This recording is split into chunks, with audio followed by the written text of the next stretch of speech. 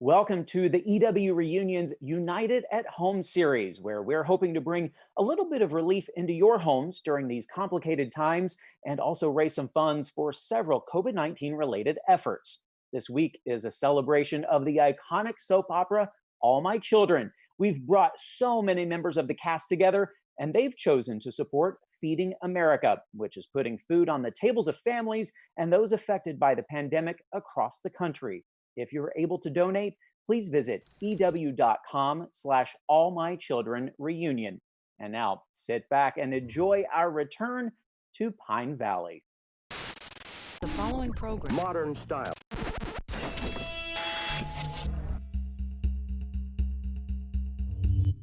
From 1970 to 2011, All My Children was one of the most beloved soap operas on television, with 41 seasons, 10,712 episodes, and 360 Emmy nominations. You'd be hard-pressed to find a more successful or more iconic show. Welcome to the Entertainment Weekly cast reunion of All My Children. I'm senior TV editor Jared Hall, and joining us today, Michael E. Knight, who played the beloved Tad Martin, the other half of the Tad-Dixie super couple, Cady McClain, who played Dixie Cooney, Jennifer Bassey, who played scene stealer Marian Colby, Jill Larson as the matriarch Opal Cortland, and Darnell Williams as the devilishly handsome cop Jesse Hubbard. Hello to you all. Thanks so much for being here. How's it feel to be reunited, even if virtually?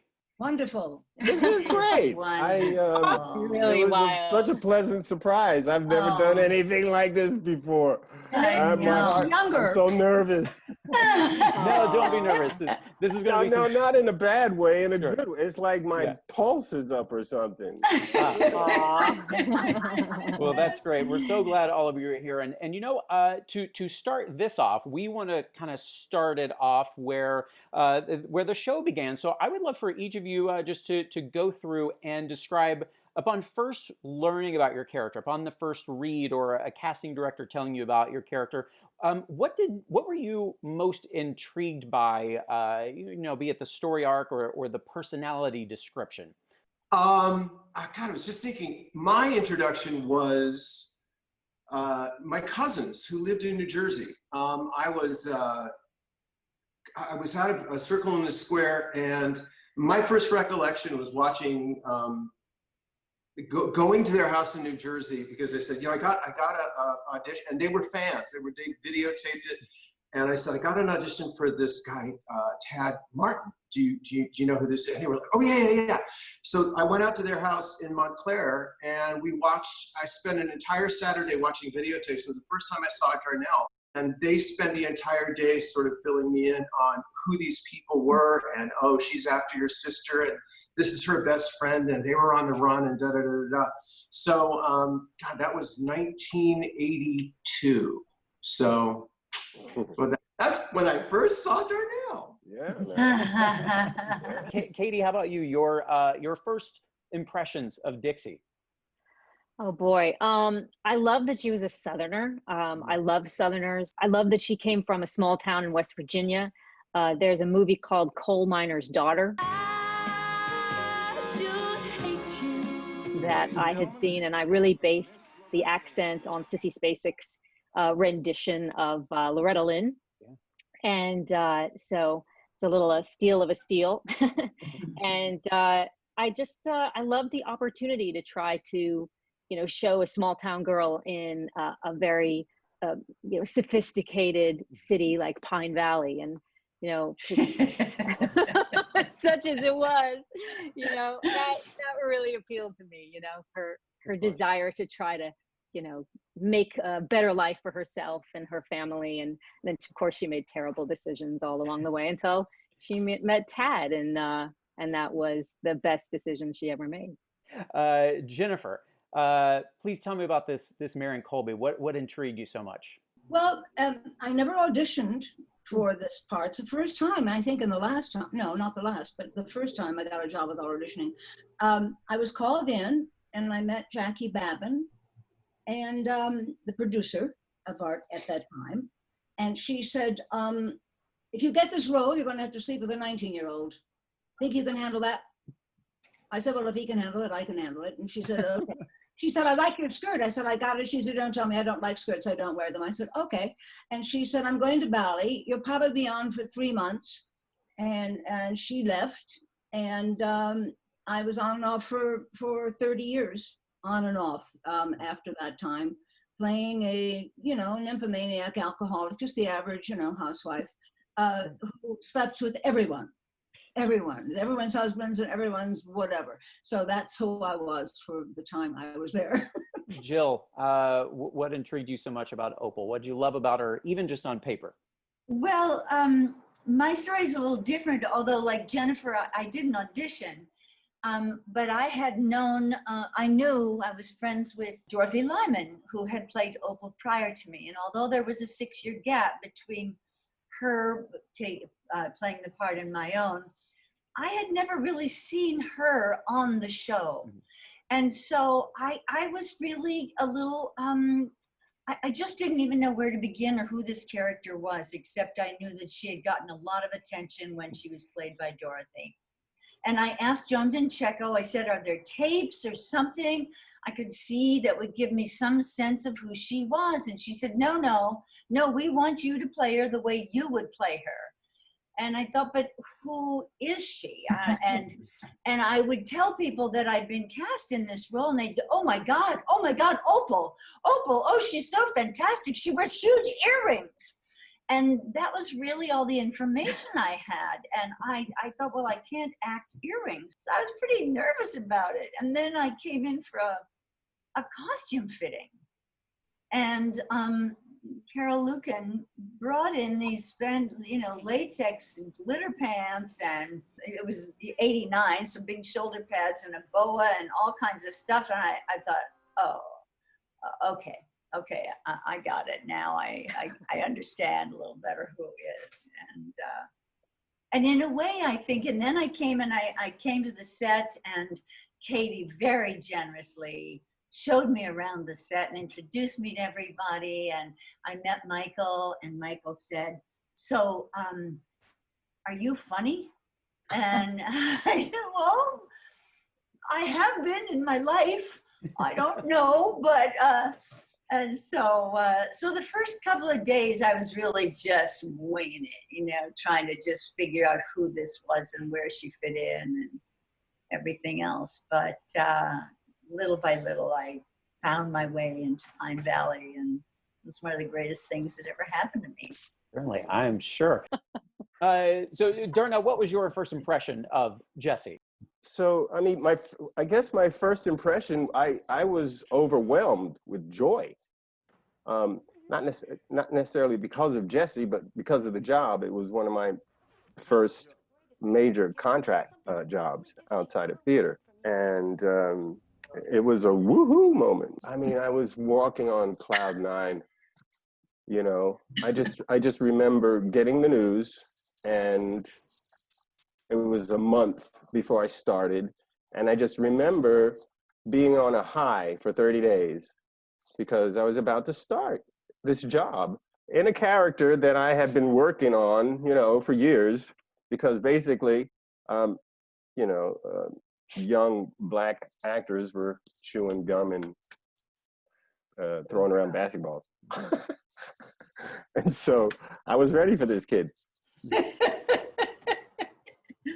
Darnell. Yeah. And you were brilliant, can we just say? Truly. And you were brilliant, and you created an epic, iconic character, and no one will ever forget Jessie and Angie. And it was ever. Well, that's true. I think our cast in general was the top of the line. I really do. When people say, what did you think about All My Children? I said, there wasn't a lemon on the show. We had a wonderful group of brilliant people who came in with their characters every day and did their jobs. And now, I don't know what it was like at other houses, but every time somebody came to our house, they always mentioned the camaraderie. Yeah. How everybody just got along so well. I mean, it's just such a well-oiled machine and just fun to be around. It was such a great job. Yeah. I mean, getting up. I mean, when we used to do the whole script every day, and all of us had to be there at what, 7:30, 7:45. Yes. Always, because we were the kids. We were the kids. If you were under 30, you had to be there at 7:30 every day. Every day. It was great. I loved every minute of it. I can't tell you how much. I mean, at 5:45, I remember the whole routine. At 5:45, the clock goes off. Get in the shower. 15, 20 minutes, I'm in the car over Brooklyn Bridge. And then it started at 7:45. I still, I don't know, smile ear to ear when I think about it, you know. Yeah. It's great. It was a great education. We all had a very intense training, and certainly, you know, one teacher in our lives who had a big stick who said, "You will act better." You know, so when we had that director, Henry Kaplan, who and give us notes like, you know, "You are the worst," or "Sexy as a fish." Sexy as a fish. What about the day that Susan Lucci walked into the booth and poured a yogurt ice cream on top of his head because he said something she didn't like? That was my favorite. I think we all wanted to do that. I mean, he brought me to tears many times, but you know, he was ultimately so funny, and I'll never forget those notes. You know, you call that acting? Yeah. Do you love him? Well, show me.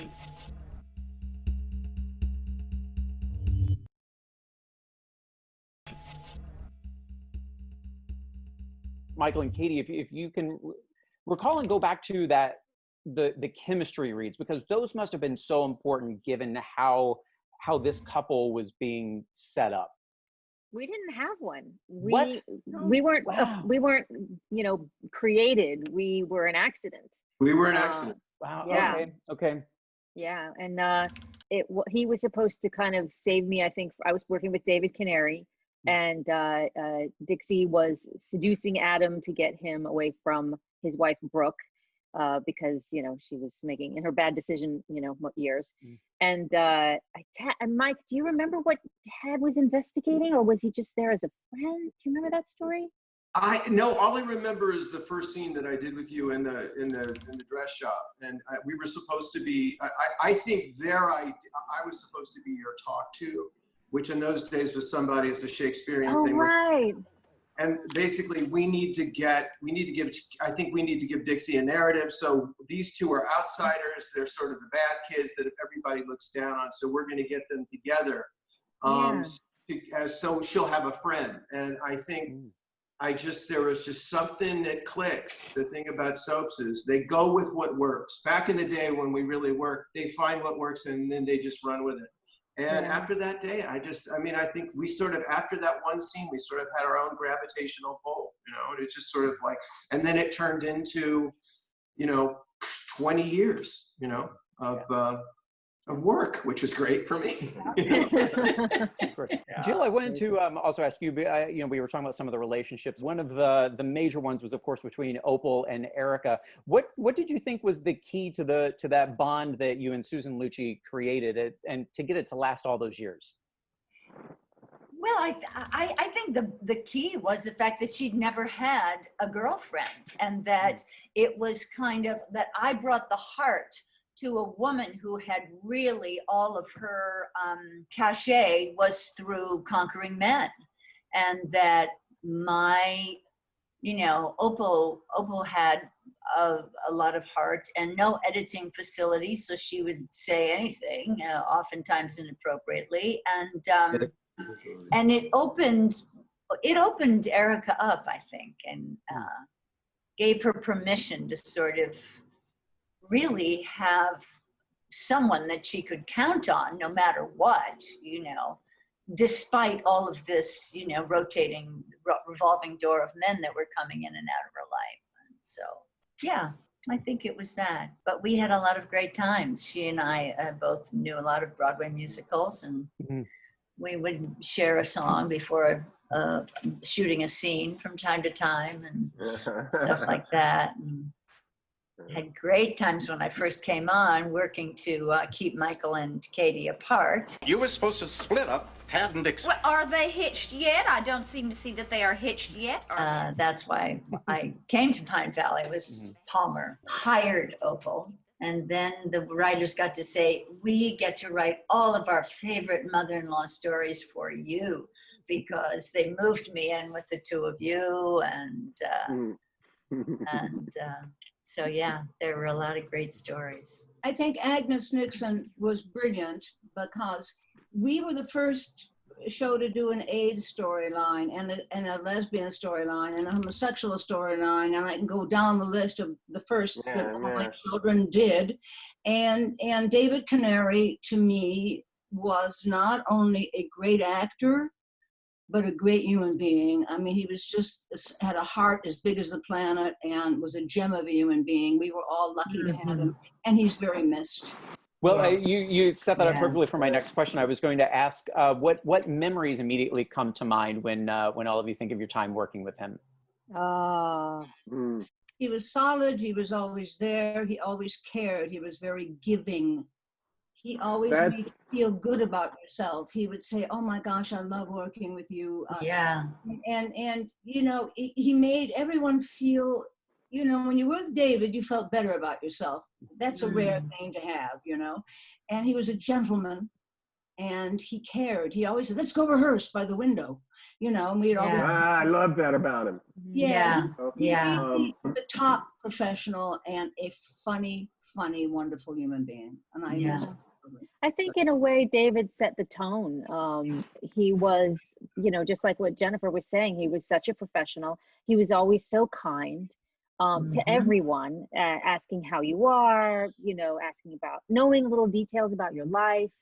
And again, you know, caring about you as an actor and wanting to work with you. But he was sort of like our patriarch, right? He was a brilliance shiner. He shines your brilliance with his brilliance. You know what I mean? Well, we also want to, of course, mention, because we did recently lose John Callahan as well, and I kind of wanted to offer you the same opportunity to share memories or your first time meeting him, or you know, what you remember most as a scene partner with him. He just had this spirit, you know. He did. God, he had a quick wit, just like Michael. He just knew how to light you up, you know, and he knew how to support you as an actor, and you know, he's just a friendly guy, man. Just pleasant to be around. You know? Yeah, he was a good guy. He was like like you said, like a wit, but he had this sort of like you know when they say a rapier wit, because it's like a sword player. He was very quick back and forth, and just always stunning how he was ready with that, but never mean. He was never unkind, and a bit of a goof, you know, a bit of a ladies' man. I thought he was extraordinarily good looking. He was too too old for me, you know, to go after. I'm just kidding. He was gorgeous. You know, when he first came on, I went, you know, some people just take your breath, and John was one of those. And then he married Eva, and the two of them were like, whoa! I mean, so beautiful. I mean, I remember thinking there's another one, Eva. No. What about Eva? I remember thinking when he married Eva, they should have children and sell them. Oh. Oh my God.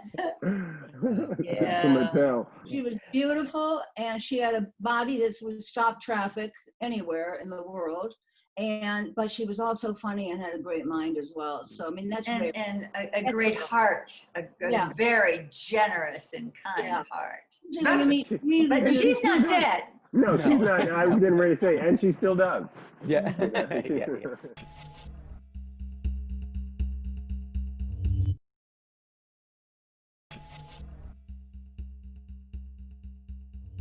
Jennifer, your character has always been a favorite. I think it's safe to say, and at times referred to as a scene stealer, as I said at the top there in the introductions, especially because of those many conquests you mentioned. Tell us about some of your favorite Marian exploits. Oh gosh. Well, Michael and I think Michael had a dream. This is all over the internet still. Marcy, my daughter, Marcy Walker, again, who is a seamless and wonderful.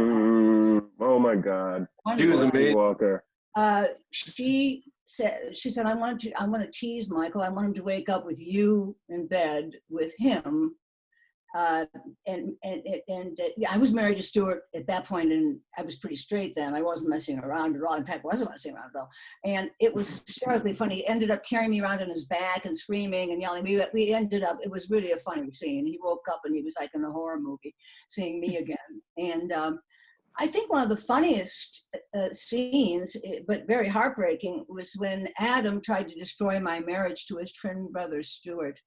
And he found everyone he could who I'd slept with in Pine Valley, which was an entire band, all the waiters. I mean, every single person in the room I had slept with. There must have been about 50 people. And it just was, I mean, people really laughed, but I mean, it was really sad. I mean, what a character I was. I used to get on subways and people would go, "Hi." No, I'm happily married and I'm not an nymphomaniac. You know, I mean, people used to think I was going to say, "Would you like to come over and see something?" You know, and I said, no, that's not who I am, you know. But they really think, you know, they would write letters. I don't know, Cady, I know you'll all agree. I used to get fan mail saying, "Do you know you're sleeping with a murderer?" Oh yeah, yeah. Well, do they think the cameras are hidden behind our drapes and they're there and that we're sleeping? We don't know we're sleeping with a murderer, you know. So I mean, it's like the whole thing was, you know what? When you're given a role that's kind of like Mae West, you know, one-liners that can be zingers like Mae West, you know. Yeah. Yeah. And you were so great, so good at it, Opal, Jennifer. look at Opal, look at Cady, look at Mikey, look at Darnell, look at all of us, Susan and everybody else. We were given very well-defined characters that lasted because they were so beautifully defined. You know, those writers also gave us a very beloved and memorable moment between Tad and Dixie. Famous, unforgettable, the chicken suit proposal. Michael, can you take us into that day? We live in infamy. There's stuff that, you know, if you were to tell me, okay, I would have gotten it wrong. You were going to tell me what would work, what would stick in the zeitgeist of the audience that, you know, watched this thing for like 4 years. I would never in a million years go, Tad proposing to his fiance in a chicken suit. Oh, you chicken, what have you done?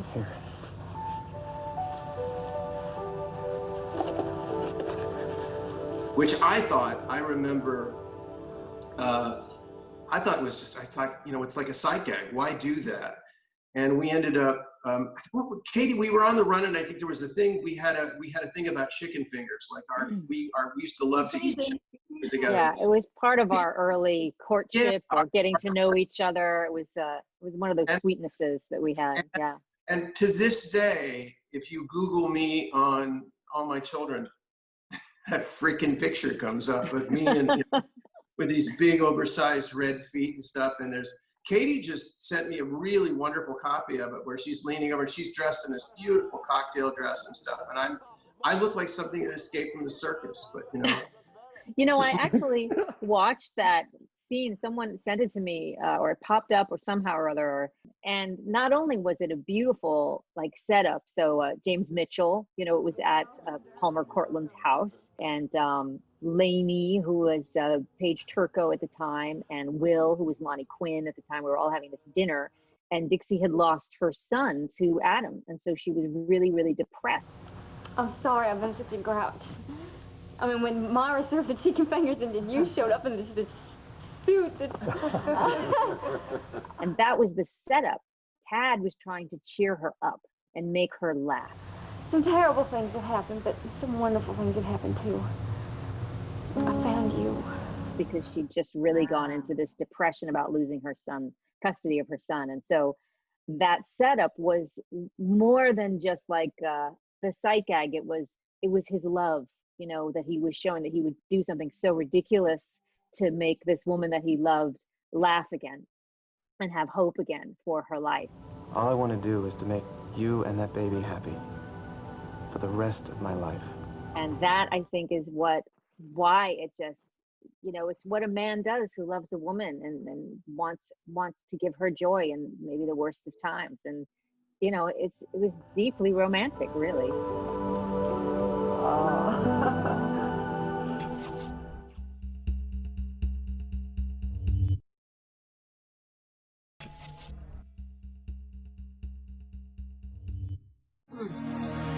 You okay? So, Cady, your death was certainly one that was kind of heard around the world. It was very controversial. So, when you knew that Dixie was going to be killed off, okay, that's one thing. But by a pancake, like, when did you find out? What did you anticipate the fan reaction should be? You know, honestly, I think it was a dig at me by one of the writers that very much wanted to put me in my place. And I don't want to say who, but you know, I had stepped out of line, and they wanted to put me back in line. And so I was going to eat those pancakes, and I was going to learn, you know, my lesson. And I certainly did. And I was given the option to say that I wanted to leave the show and that it was my choice. And I just didn't think that was right. Maybe I should have in retrospect. I'll never live those pancakes down. But as I always say, that my revenge, I guess, was that I really love pancakes, and they were absolutely delicious. So I enjoyed every bite. I was like, this doesn't bother me because I'm going to eat them all. So I was like, put some more peanut butter and banana on there. I'm all right with that. And, you know, and so that was my little laugh. But, you know, it was a very strange way to go out. And, you know, I'm grateful that I got to come back several times from the dead. And first as a ghost. So who had the last laugh with that? Yeah, you know, it was great to come back as a ghost and get to play with David again, who was so wonderful, and then to come back again and get to play with Mike and Jacob Young, who played JR. And you know, I mean, that's always the blessing, you know, always the blessing. And actually, right before, you know, right as I was negotiating a 2-year contract to come back to the show was when All My Children was canceled. And so my agent was like, are you sitting down? And I was like, all ready to go back and, you know, like dig in and do the work and, you know, be a good soldier and you know, eat your pancakes. Eat my pancakes with a big fat smile, don't complain, you know, and the show, and I got the news the show was canceled. So, you know, and then I stayed, you know, I went to the internet version, which was great. You know, that's one of the funny things is that, and I'll wrap it up. I know other people want to speak, but, you know, the show has just gotten under so many people's skin. It got under my skin, like, you know, like family, you know, and the joy of reconnecting and seeing all of your faces and just being so grateful for the time that we had together. Darnell, your character's death also made headlines everywhere. Tell me about that decision to leave at that time, and then the decision to come back, which made just as big of headlines. It was always such a big decision for me because I originally hadn't planned to stay more than 3 years, you know, and then I had, as soon as my 3 years was up, I was like, see ya. And then everybody was like, what? I was like, I'm done. And then the phone started ringing. I got calls from everybody. And I was like, and then, you know, it shook my confidence. I mean, I loved the job, but I was ready to move on. And I sort of let them browbeat me into thinking it'd be better to stay. You know, and I don't regret it. Because I look back at it all as just this precious memory, you know. But yeah, I thought I was leaving. Do any of you have very specific memories you want to share of your last day? Anything that really stands out? I hear there's a very long hallway that you had to walk down to leave. There's typically a cake. I stayed till the bitter end. And I remember when they closed out All My Children here in Los Angeles, and they got everybody together, And Agnes Nixon, you'll remember this, Michael and Jill, got up and sang a song. And I leaned over to Julia Barr and I said, there should be a law against little old ladies singing very sweet songs. On your last day of work. On your last day, because we were all devastated. We were just Yeah. like, oh. And she was so strong and sweet and kind and good, such a good human being. And the song was about remembrance and the times that we shared together, and you know, and it was really saying, and now it's over. Yeah. And we couldn't believe it. No one could believe it. It was a shock. And it was like a death, you know, and no one wanted it to be over. Yeah. And it's so interesting that it was a death, and we were being told that, oh, the form was dying and women were out of the house now, so no one was watching and so forth and so on. And I always kind of see the irony when you look at nighttime television now, because it's basically they just co-opted that form, you know? Absolutely. And they're all soaps. Yeah. They started calling them nighttime soaps. Yeah. Well, on that topic, you know, I've kind of wondered. Of course, I know it's all the rage for TV shows to do, and I'm sure you guys hear this question a lot. Could you see a world where the show would get rebooted in prime time? A weekly prime Are you kidding? That was my major dream like 30 years ago. Yeah. 30 years. Well, you're way ahead of us, Darnell. Come on, are you kidding me? I mean, I think that's one of those feelings where we all, you know, correct me, please, if I'm wrong, but, you know, to some degree, because we were all on the show so long, we all had a little bit of the producer in us. And we're like, here's what would work. Here's how it could work. Here's what we should do. And, you know, we would use it whether we needed to kind of correct something in a scene, or, you know, like Jennifer was saying, you know, like help Kelly out of the light where she needed to be in the light, you know, out of the dark. Yeah. And so I remember, you know, many meetings where we were like, what, you know, how is this internet version going to work? And what could we do? And I unfortunately, the fact of the matter is that the powers that be are in control. And I know I sincerely hope that they will look at what we had and think that it was something worth revisiting. I think that could be very cool. Yeah. All I can say is the memories I have of all my children are some of my most favorite memories of my career. You guys look amazing.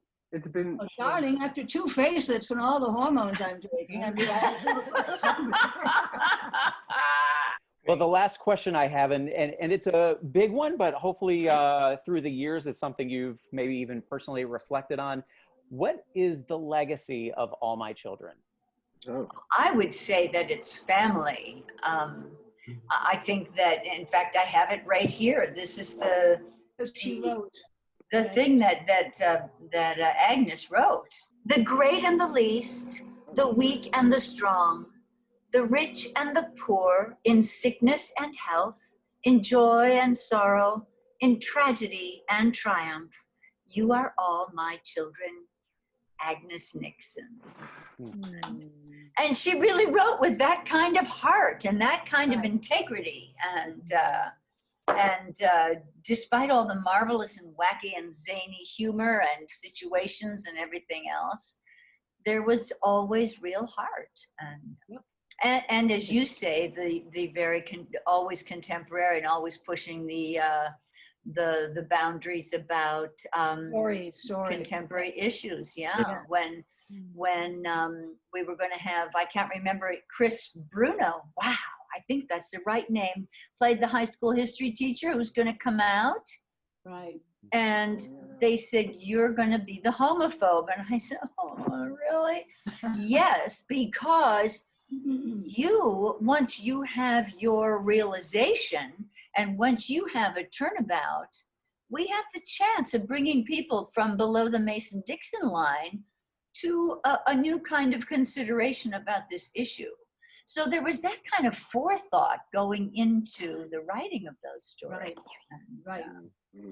Well, just to think back on it, it's just, I don't know, it's a heartwarming thought, you know? I mean, when I think of the journey that I took, and I think of the memories, and it's all included with all my children, it's just a warm bubble. Yeah. And it's just like family. Somebody said, you know, the legacy, I don't know, the memory of family somehow. It just comes up. When an actor has been given a gift of playing a role for 20, 30, 40 years, the same character, you know, and even if you're off the show for 5 years and you come back, you slip right in, it's all there, it's seamless, it's all real. Yes. It's there. Very few people have had the gift of being on shows like ours, but very few people have had the gift of being on All My Children, which I thought was the jewel in the crown, as we were called, of soap opera.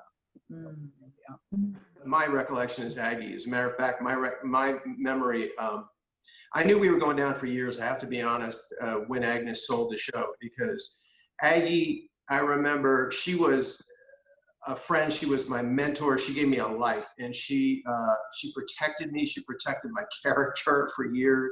And I remember asking her, I remember meeting on the studio floor with Warren Buffett, of all people, which is kind of a head turner. I said, you know, Aggie, what is the secret of this place?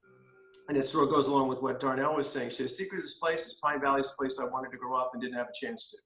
You know, it's a small town where everybody knows everybody's business and you leave your back door open. It's where stuff goes wrong all the time, but you know it's going to work out somehow.